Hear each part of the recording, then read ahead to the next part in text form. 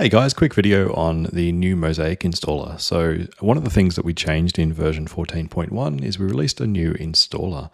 Now this installer is what we're calling our cloud installer. So it will download the latest version of Mozaik and the latest files for Mozaik from the cloud.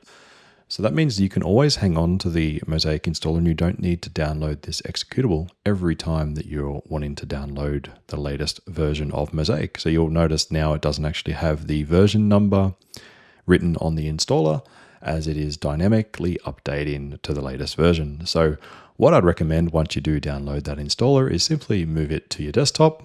So that way you've always got a copy of it on your desktop. And if you're wanting to install the latest version of Mozaik, all you need to do is double click on the installer. And then that's going to launch the new installer and you can walk through the steps from there. So I'm going to go ahead and click the next option. I'm going to agree to the licensing agreement and then go ahead and press next. And then you'll see that it's going to update Mozaik to the latest build at the time of this recording, which is version 14.1.3. And then we're going to press next. It's going to download the necessary files.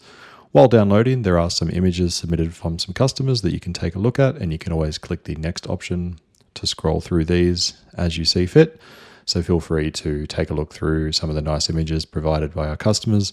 And we've also got some information helpful about how to join our Facebook community and various other things. Now you'll see that Mozaik's been successfully updated to the latest version, and I can click this option if I want Mozaik to automatically launch after installing, or I can simply click finish. And then there it is, I've installed Mozaik to the latest version. Nice and easy and simple. And that's something that you can keep on all your devices, and anytime you need to get Mozaik updated, you just simply run that and everyone's going to get the latest version. No need to worry anymore about have you got the right version, is everyone installing the correct version. Just simply run the latest and you'll be good to go.